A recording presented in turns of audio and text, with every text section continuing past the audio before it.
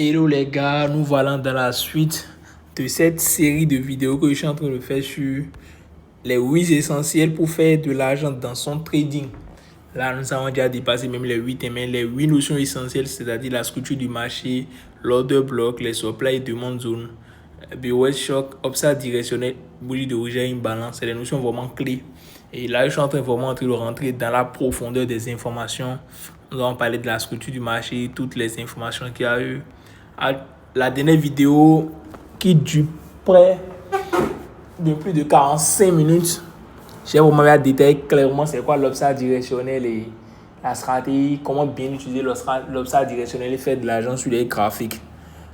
Dans cette vidéo, nous allons parler de l'art de bien positionner ses stop loss, bien placer ses stop loss. Et je pense que dans la vidéo qui va suivre, nous allons parler de l'art de faire du backtesting. Mais cette vidéo, c'est l'art de bien placer ses stop loss et TP. Je vais écrire ça ici. L'art de bien placer un stop loss ou SL. Stop loss ou SL. Et un take profit.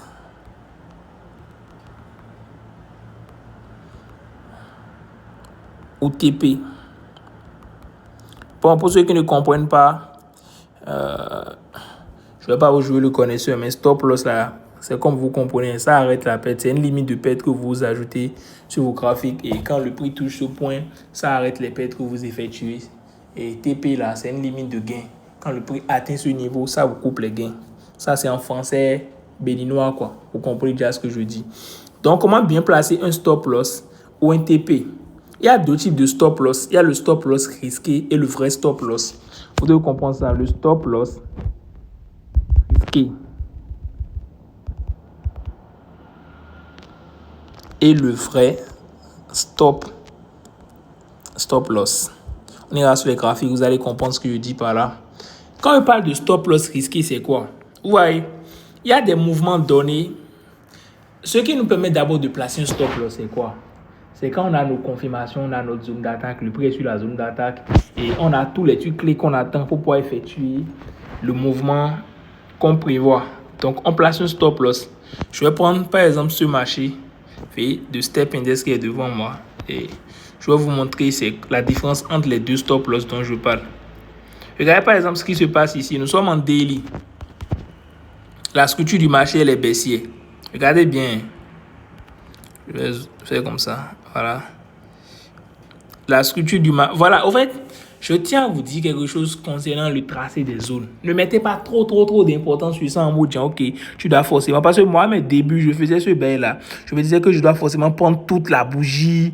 Et non. Assurez-vous juste d'avoir au moins le bas, quoi. C'est-à-dire, ok, quelque chose qui vous montre jusqu'à, ok.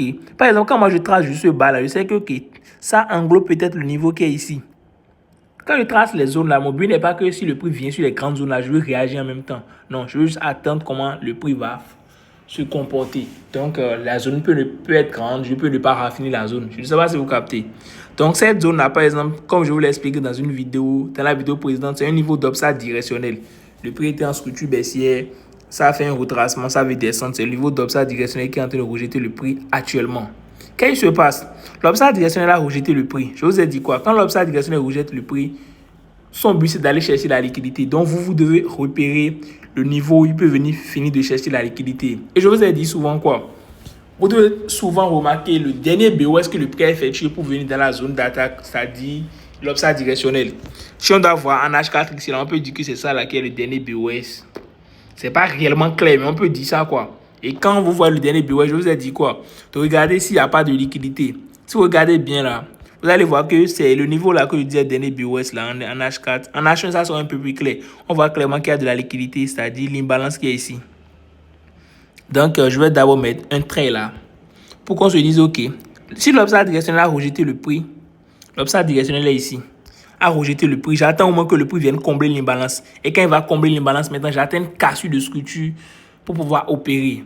Maintenant, d'abord, pour ceux qui se pètent pour les cassures de structure, le time frame dans lequel vous observez la cassure de structure, c'est le time frame que vous utilisez. Il n'y a pas de time frame idéal pour pouvoir vraiment choper une cassure de structure. Je vais peut-être faire une vidéo spécialement sur ça. Je vais noter ça dans mon cahier en même temps pour vous. Time frame de cassure. Il n'y a pas de time frame spécial. Ouais, il n'y a pas de time frame spécial. Donc, vous voyez par exemple ici en H4, le prix est venu combler l'imbalance qu'on a vu en daily là, ici. Vous voyez, si on raffine là, si on raffine la zone là, on peut voir qu'il y a encore de l'imbalance jusqu'ici. Ouais, là où j'ai mis le trait. Mais on voit que c'est de justesse là que le prix est venu. Vous devez comprendre quelque chose. Hein. Le prix utilise souvent les grands niveaux qu'il veut utiliser. C'est pour ça que je disais, par exemple, en H1 là, on peut voir qu'il y a de l'imbalance jusqu'encore ici. Le prix n'est pas forcément obligé de venir chercher ça en même temps. Le prix, c'est ce qu'il fait au fait. Regardez bien. Le prix a laissé tout ça ici. Regardez ce que le prix est en train de faire actuellement. Il est encore à côté ici, mais il a fait tous ces mouvements, il est venu en bas ici. Maintenant, il est encore quelque part ici. Et si vous ne savez pas faire, maintenant, il va venir combler l'imbalance qui était ici, qu'on disait, qu'on aurait peut-être dit qu'il a laissé. Le prix, c'est ce qu'il fait au fait. Donc, je disais dans une vidéo précédente que à chaque niveau clé du marché, le prix fait un mouvement d'abord avant que le vrai mouvement qu'il veut faire ne se passe. Écoutez ce que je dis. Hein. Supposons que la tendance, le prix devait hausser totalement et partir vers la hausse. Vous voyez ce que je suis en train de dessiner. Le prix devait hausser complètement et partir ici. Quand le prix a fait le BOS là, en H4, et a fait la cassure de structure là, que vous voyez ici là, la cassure là doit forcément agir d'abord. Vous voyez, la cassure doit forcément agir avant que la hausse ne continue. C'est ce que j'essaie de dire au fait. Donc, les niveaux clés que vous voyez sur les marchés là agissent toujours. Donc, je reviens à ce que je disais. L'obstacle directionnel daily a rejeté le prix. Je zoome.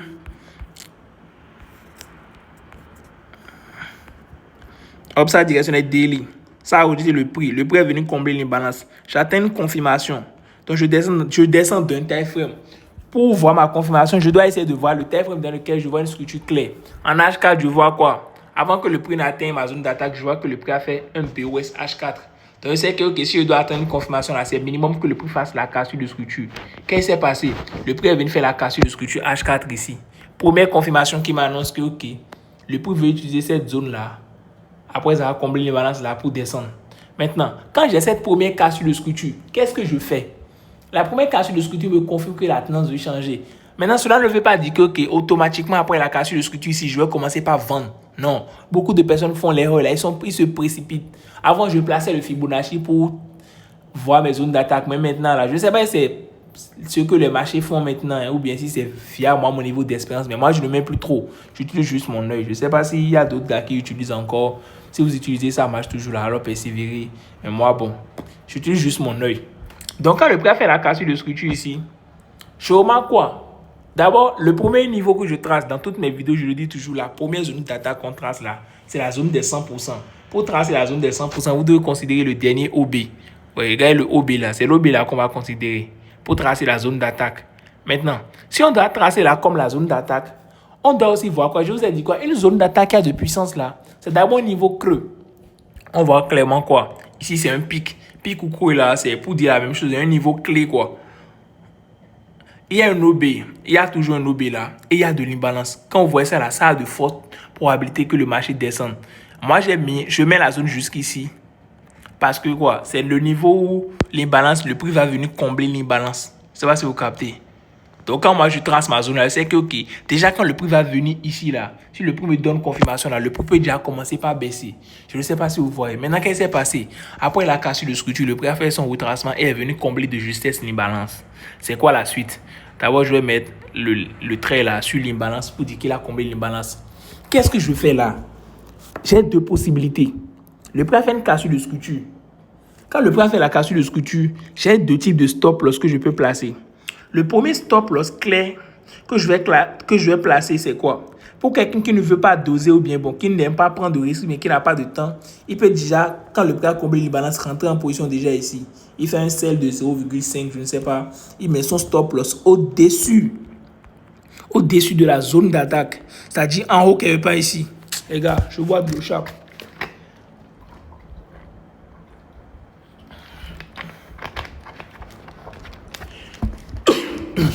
Ma gorge n'est pas habituée, mais bon.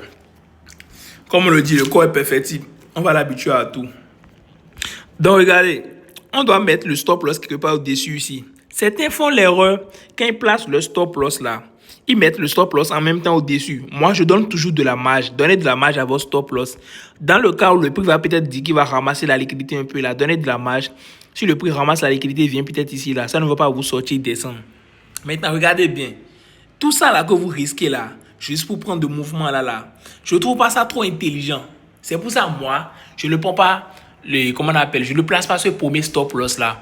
Je vous ai dit quoi? Il y a deux types de stop loss. Le stop loss risqué et le vrai stop loss que vous devez placer, par exemple, dans ce cas maintenant là, c'est le stop loss là qui est en haut ici. Maintenant, moi, je place souvent le stop loss risqué. Parce que le stop loss risqué là, d'abord, tu as une marge très réduite. Et quand ça passe là, tu as de bons risques reward. C'est-à-dire, ok, tu risques $100 et quand ça passe là, rapidement là, tu peux trouver un 5 fois ce que tu risques, genre $500 et autres. Quand le prix comble les balances, je fais quoi? Je descends dans les time frames inférieurs pour observer une nouvelle cassure de structure. Dans ce cas maintenant là, par exemple, je vais dire que je vais descendre automatiquement en M5 ou M15. Pourquoi je dis ça? Parce que le prix a déjà comblé l'imbalance. Je peux peut-être venir en H1 pour voir s'il y a encore de l'imbalance. Regardez bien en H1, on voit qu'il n'y a pas de l'imbalance. Donc, je viens en M5 pour voir. Voilà ma zone d'attaque. Le prix a comblé l'imbalance. Je suis en M5 ici. Regardez ce qui se passe. En M5, je dois repérer le dernier BOS que le prix a effectué. Le dernier BOS, c'est cette hausse-là que le prix a effectué pour venir sur ma zone d'attaque et combler l'imbalance. Donc, je dois attendre la cassure de structure de cette zone. La cassure s'est opérée quelque part en bas ici. Donc, pour matérialiser la cassure de structure M5, là, je vais faire comme ça. Le prix a fait la cassure de structure ici en M5. Après la cassure de structure, je dois essayer de voir, ok, maintenant, ou bien sur quelle zone le prix va venir pour effectuer son mouvement. Regardez, le prix est venu combler une balance et a fait la cassure de structure. Maintenant, après la cassure de structure, je vais tracer d'abord la première zone clé sur laquelle le prix peut venir et effectuer son mouvement. On ira en M5, vous allez voir. Moi, c'est la zone là que je vois d'abord. Parce que après la cassure de structure, les zones clés qu'on trace souvent là, c'est les zones que vous voyez qui sont visibles sur le marché. C'est-à-dire cette zone là. Je vais dire ce creux là qui est ici. Je vais attendre que le prix vienne dans le creux et peut-être prendre. Maintenant, regardez ce qui s'est passé. Après la cassure de structure, je vois que le prix n'est pas en train de venir. Le prix a descendu et le prix a fait cassure de structure plus premier BOS. J'espère que vous comprenez ce qu'on appelle premier BOS. C'est-à-dire, après la cassure de structure, le prix a fait un BOS. Je vais en M15 pour que vous voyez clairement. Ok, pour M15 là, c'est ici, ça s'est dessiné. Le prix a fait la cassure de structure. M15 là, c'est descendu, ça fait le premier BOS ici. Après le premier BOS là, automatiquement là, j'ai une nouvelle zone d'attaque. Le prix peut déjà commencer par utiliser les BOS et descendre. Vous devez comprendre qu'il y a deux options. Soit le prix liquide la zone des 100% de ce BOS, c'est-à-dire ici, et vient quelque part ici, c'est-à-dire peut-être venir sur la zone là ici, faire casser le structure retracement, je prends le trade. Soit le prix utilise cette zone là. Maintenant, comment savoir quelle zone le prix va utiliser? Je peux attendre encore une nouvelle confirmation. Et cette confirmation là, ça peut être en M5 ou en M1. Je vais vous faire voir. J'ai pris ce trade là et c'est en M1, moi j'ai eu la confirmation. Vous allez voir qu'en M5 là, sur la zone d'attaque, c'est-à-dire après le premier BOS là, le prix n'a réellement pas fait de cassure de structure. Regardez bien. Le prix est juste venu sur la zone d'attaque et ça a fait un retracement, un léger comment on appelle, mouvement haussier et la baisse a commencé.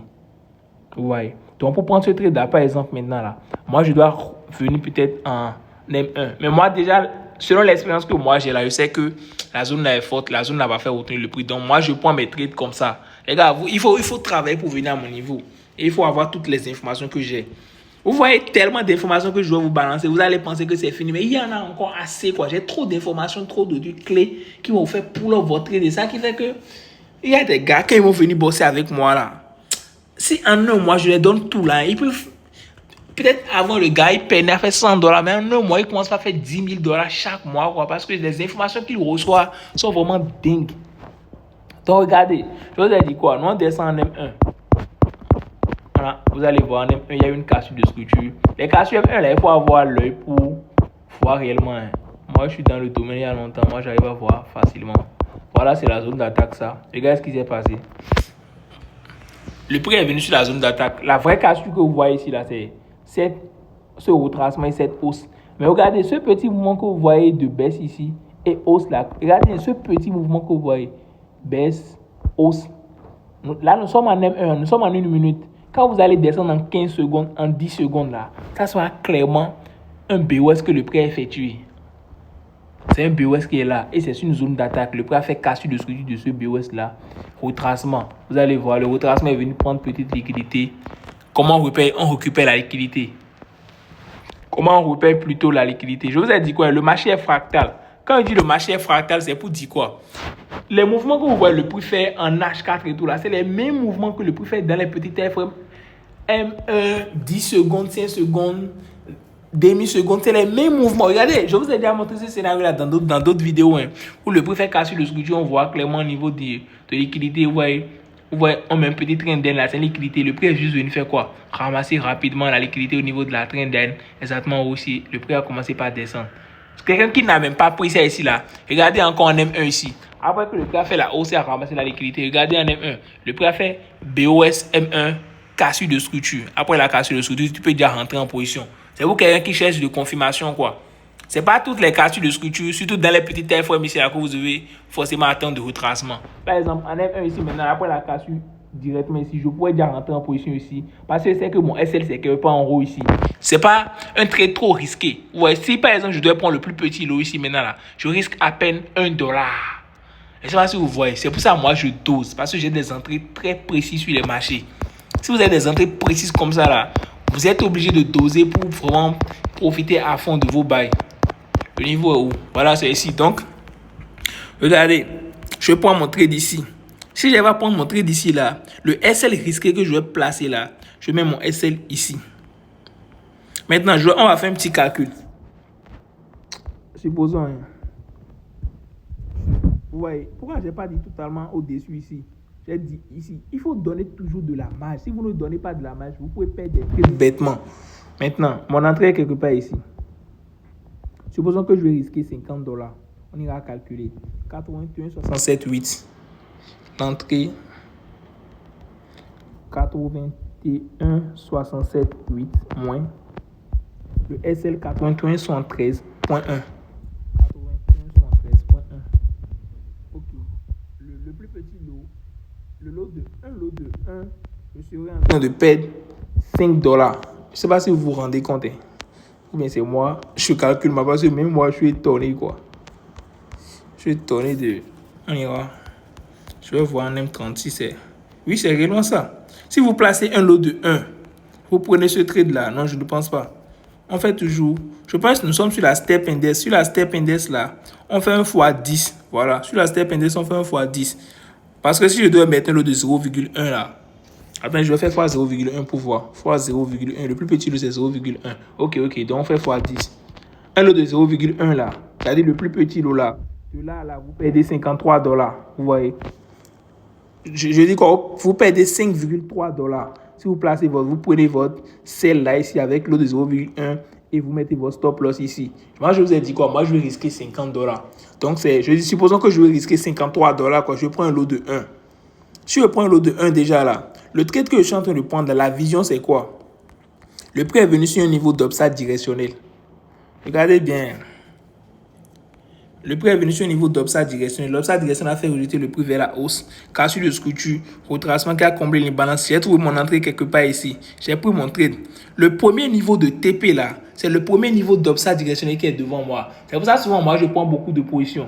Au lieu de prendre par exemple directement un lot de 1 ici pour risquer mes $50 là. Au lieu de prendre directement un lot de 1 là. Vous voyez ici là. Moi je peux prendre deux lots de 0,5. Le premier niveau de TP là, c'est le premier niveau, le premier grand niveau d'upside directionnel qui peut faire retenir le prix. Et le premier grand niveau d'upside directionnel là, je peux voir ça via, comment on appelle, la cassure H4. Parce que c'est la cassure de structure H4 que je suis en train de trader. C'est la cassure de structure H4 qui m'a fait amener, faire la cassure de structure que j'ai obtenue et ici en M1 et tout. Je ne sais pas si vous captez. Donc, c'est le premier niveau d'upside directionnel qui est là. Donc, mon TP1 là, c'est quelque part là, quoi. Et vous allez remarquer quoi? Après le TP1, le prix a fait un fort retracement revenu ici. Avant de descendre, vous devez savoir placer vos TP. C'est très intelligent. Donc, revenons encore sur l'art de placer le stop loss. Je vous ai dit quoi? Il y a deux types de stop loss.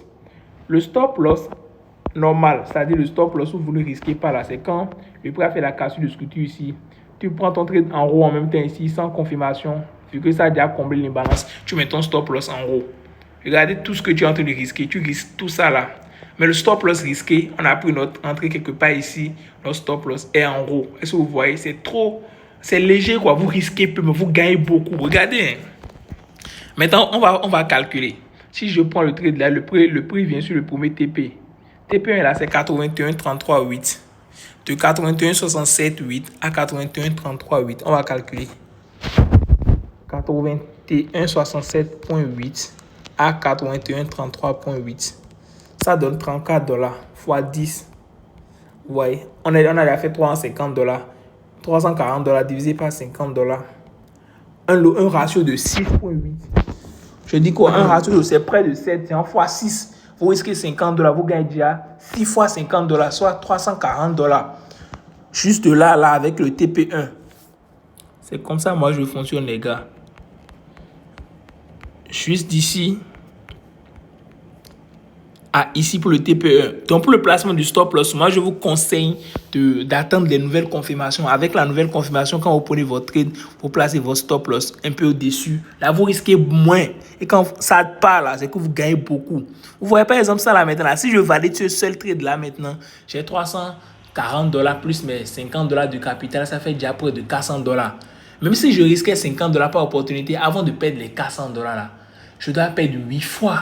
Vous voyez, je dois prendre 8 SL avant de perdre mon compte. Les gars, le trading là, vous devez être intelligent. Vous devez être très intelligent. Je vais faire une vidéo sur la gestion de risque aussi, comment vous devez gérer, mais c'est à peu près déjà ça pour placer votre TP1.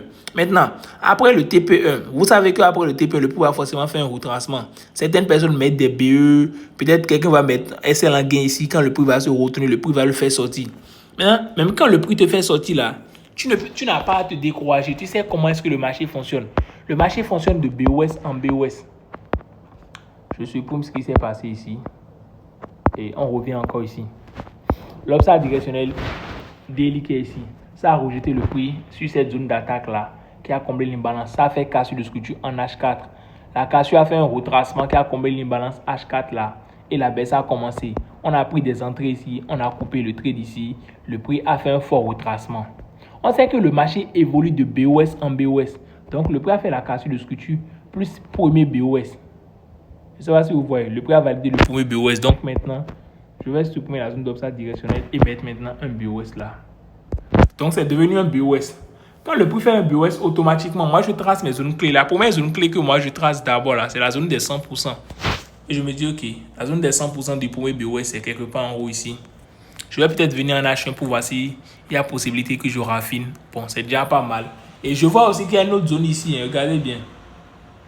Cette zone-là. Maintenant, je vais vous donner une information. Souvent, quand je vais vous donner l'information, vous allez vous dire que c'est une information basique. Il fallait voir le visage que je fais en voulant vous dire ce que je vous dévoile tellement de dingueries, de pépites. Vous voyez, les niveaux clés sur lesquels le prix a de réaction là, c'est souvent sur ces niveaux-là que le prix fait le retracement et revient. Parce que c'est quoi? Écoutez bien ce que je dis. Hein. Les niveaux clés sur lesquels le prix fait de forts mouvements, c'est ces niveaux-là, c'est souvent des niveaux de décision. Regardez par exemple ici là.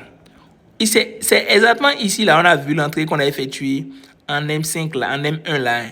Je vais retourner en M15, vous allez voir. Pour que vous nous... Ouais.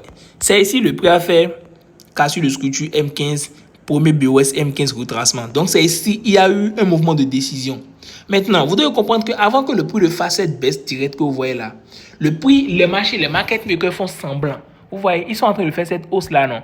Ils injectent beaucoup de positions à l'achat pour faire croire aux retail traders, c'est-à-dire les gars qui ne maîtrisent pas vraiment les bails là, que le marché veut hausser.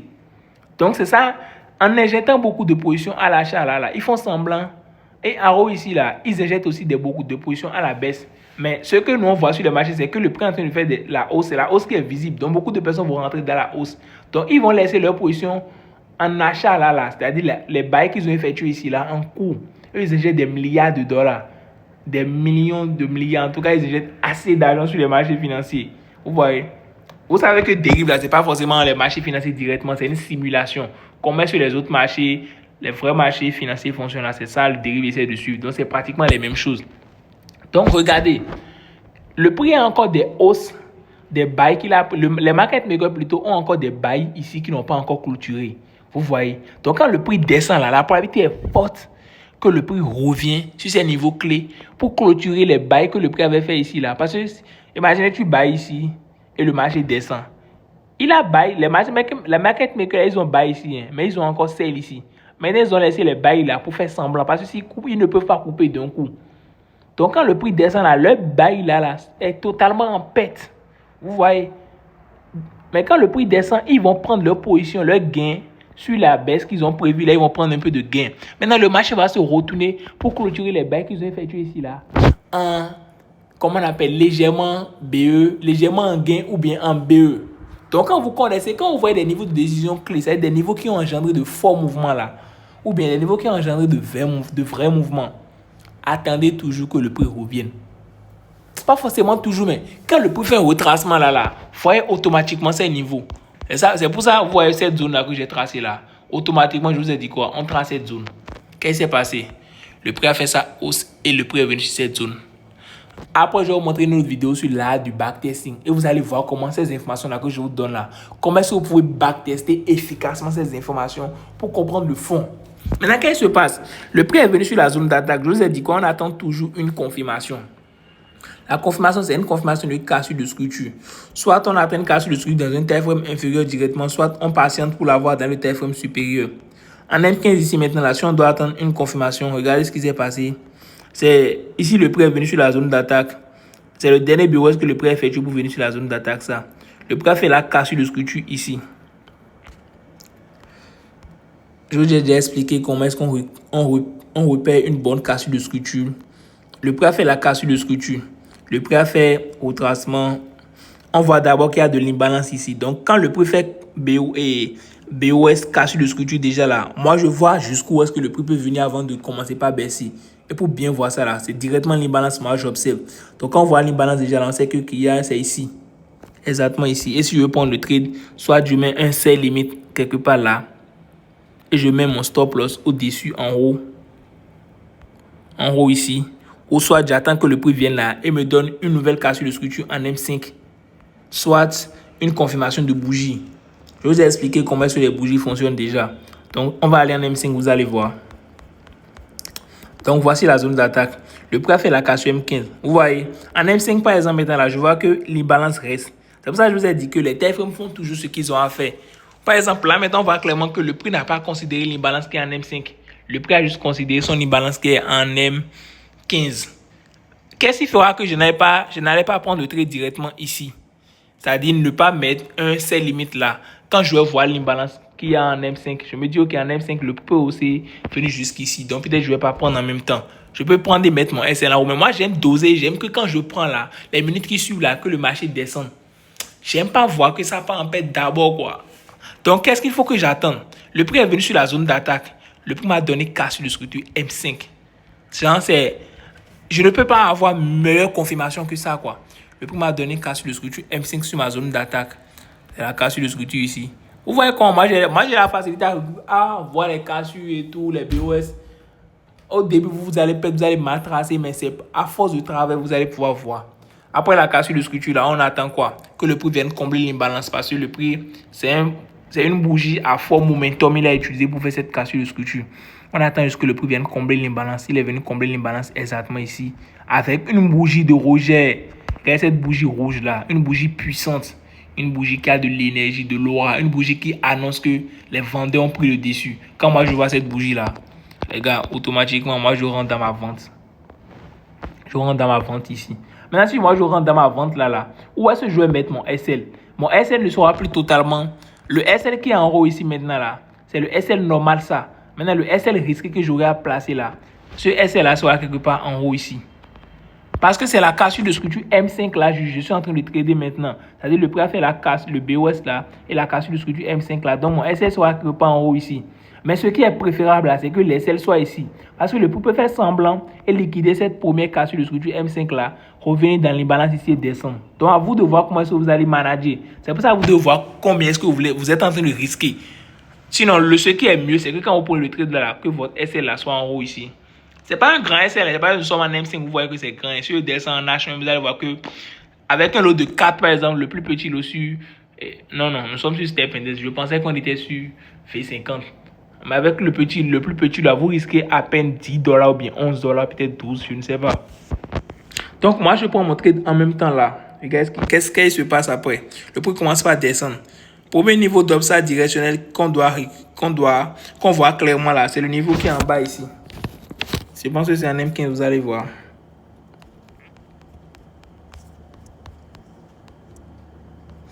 Voilà un M15 ici. Premier niveau d'upside directionnel qui est clair. Si je prends mon trade, c'est le niveau là qui est ici. Regardez bien ce qui s'est passé. Supposons, en fait, il y a tellement d'entrées. C'est comme si on fait du backtesting. Hein.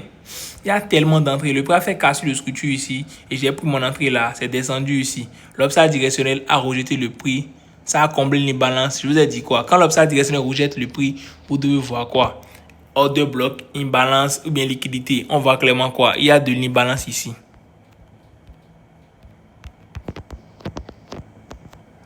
Regardez bien l'imbalance qui est ici. Il y a de l'imbalance ici. D'abord, il y avait de l'imbalance ici, mais c'est pas trop. Il y a vraiment de l'imbalance ici et il y a de l'order block là. Donc, ça donne de la force à ce niveau. Et je vous ai encore dit quoi? C'est la notion dont je vous ai parlé tout de suite là, que le marché a encore effectué ici. Vu que c'est ici le niveau, c'est la bougie qui m'a permis de prendre la baisse là qui est ici, hein, en M5. C'est là, le prix a fait semblant de faire une hausse, non? Les market makers ont injecté des positions à l'achat. Donc, quand le prix était descendu, c'était en perte. Donc, le marché est revenu maintenant sur ces zones clés-là. Couper ses positions légèrement à BE ou bien légèrement en profit avant que ça ne descende. Le prix est revenu là, combler les balances justement dans la zone. Peut-être que ça a donné une cassure M5. Là, vous n'avez même pas besoin de cassure. Regardez les prix donnés là. Ça vient seulement au poulet directement. Oh, ça a encore donné cassure de structure M5. Regarde, est-ce que ça peut être encore plus joli que ça? Regardez, hein. Le prix a fait quoi? C'est la zone ça. La zone là est venue déjà peut-être ici encore. Hein. Le prix a fait BOS qui a touché la zone. C'est moi j'ai juste tracé la zone comme ça. Sinon on peut dire que ici c'est dans la zone. Ça a fait la cassure de structure M5 ici. Je vais tracer la cassure de structure M5. Après la cassure de structure M5. Supposons qu'on était ici, on ne voyait pas tout ce qui s'était passé. J'allais attendre au moins que le prix vienne combler l'imbalance qui est ici, qui vienne ici. Et s'il vient là, avec bougie de rouge, je prends mon trade. Regardez ce qui se passe. Il vient dans ma zone, il ne donne pas encore de bougie. Peut-être que je vais rentrer, soit si je suis assez patient là, j'attends, j'observe cette bougie là, je rentre en position, mon stop loss. Comme c'est la cassure là, je suis en train de trader. Mon stop loss est quelque part au-dessus ici, je prends encore mon trade là. Une deuxième entrée que j'ai encore là. Une deuxième entrée. J'ai trouvé la première entrée en haut ici. J'ai pris. C'était parti en gain. Stop. Et il y a le niveau d'upside directionnel qui est ici. Donc, j'avais déjà pris mon TP1. N'oubliez pas. Hein, ou bien, mais si j'ai pris 4 positions là, moi je coupe 2 positions d'abord. Maintenant, si je coupe 2 positions là, quand le prix revient maintenant là, souvent quand moi j'ai un compte de $400, je prends des profits partiels, je viens à $700 ou $800 là. Moi, j'augmente mon risque.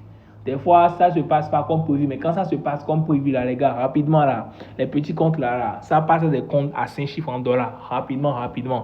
Donc, quand le prix revient ici, je prends ma position, ça descend. C'est pas encore fini. Ça commence par descendre. Premier niveau d'upside directionnel qui est ici, on va dire que c'est ce niveau. Donc, on peut déjà prendre des profits partiels, comme on peut aussi attendre. Ça dépend de la tolérance de chacun, quoi. Mais c'est comme ça. Celle-ci, j'ai pris le second niveau et le prix est descendu. Je vous ai dit qu'on peut prendre un TP partiel ici. Mais quand le prix descend, c'est le niveau clé d'upside directionnel là. Ça, on prend forcément un profit partiel ici. On prend forcément un profit partiel ici. Donc, on prend de profit là. Le marché descend. Fait semblant de descendre. Le prix fait encore un nouveau BOS. On ira en HK, vous allez voir. Regardez, hein. Bon, je vais essayer de supprimer mes traits là, sinon je pense que vous n'allez plus voir sur les graphiques. Mais vous avez déjà compris tout ce que j'ai dit là-bas. Donc regardez, le prix a fait quoi?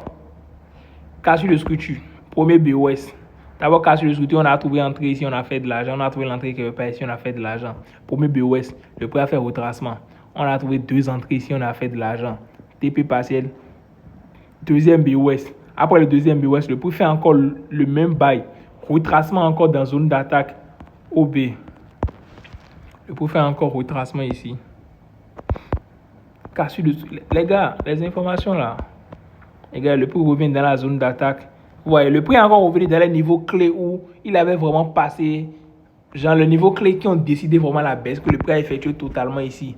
Regardez le niveau d'obstacle directionnel, ce que le niveau d'obstacle directionnel a effectué. C'est les informations que je vous donne, c'est ce que les marchés font. Regardez, le prix est venu sur le niveau d'obstacle directionnel. Je vous ai dit quoi? Le prix fait forcément un rouget.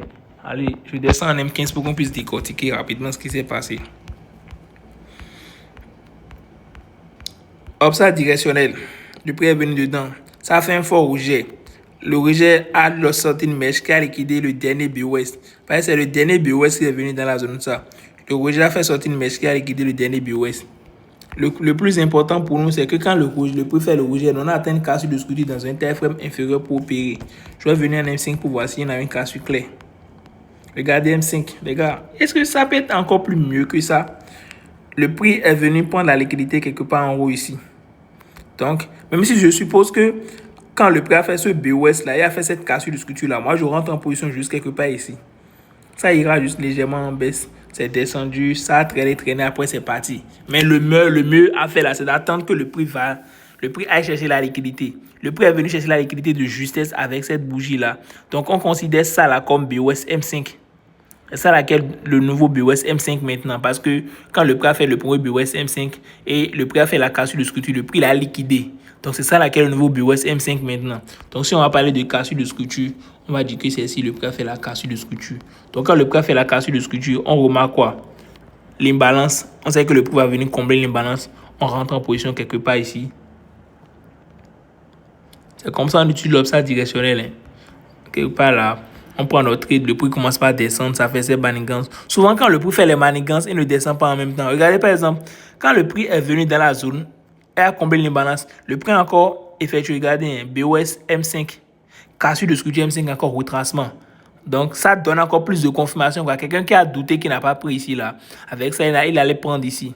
Le prix est descendu. L'obstacle directionnel M5, là, qui est ici. Oui. Le niveau là devient automatiquement un niveau d'obstacle directionnel. Le niveau d'obstacle directionnel a rejeté le prix vers la hausse. C'est venu ici. C'est encore descendu. C'est venu encore dans le niveau d'obstacle directionnel là qui est ici. On va travailler ça comme ça. Lui, il a encore rejeté le marché. Le marché est venu juste chercher la liquidité des deux niveaux là. Vous voyez. C'est là, gars, dit c'est double top ou bien je sais pas. En tout cas, ils ont un thème là que j'oublie. Equal haut. Voilà. Les equal haut. Le prix est venu chercher la liquidité au-dessus, en haut ici, avec cette mèche-là. Et c'est descendu. Toi, il suffit juste que tu prennes ton trade quelque part ici, que tu sois patient, qu'il fasse toutes ces manigances. Et après, là, le prix descend, tu encaisses. Maintenant, comment est-ce que tu allais gérer ça? Quand le prix commence par descendre et vient ici, là, tu as déjà vu que le prix est en train de valider le BOS H4. Le deuxième BOS H4. Ici. Donc, quand le prix valide déjà le BOS, le deuxième BOS H4, là, tu sais que tu es en risque. Parce que ton niveau d'entrée n'est pas bon. Si tu avais fait ton entrée depuis en haut ici, là, tu peux laisser. Mais vu que tu as pris sur un niveau d'obstacle directionnel, là, c'est un peu risqué. Tu allais déjà vite sortir. Et le prix a fait le fort retracement et est venu sur la zone d'attaque. On descend en M30 pour voir. Arrivé sur la zone d'attaque. C'est la zone d'attaque, ça. On attend cassure de structure. La vidéo a tourné en vidéo de backtesting. Hein. Regardez. Grand BOS qui a atteint la zone d'attaque, cassure de structure M30, retracement au 100%. Si je descends encore en M15, vous allez forcément encore avoir d'autres cassures de structure. Et comme ça, vous allez trouver encore d'entrée pour prendre un trade. Cassure de structure. Retracement au 100%. Je vais directement en M5. Regardez en M5. Le dernier grand BOS, c'est ça, M5. Vous voyez, le petit bail qui s'est passé là, c'est un BOS, on peut dire BOS M5. Mais le dernier grand BOS là, c'est tout ça là que le prix a effectué. Ça, moi, je considère comme le dernier grand BOS. Quelqu'un peut me parler de cassure de structure ici. Mais c'est pas réellement une cassure de structure parce que le vrai BOS M5, c'est ça.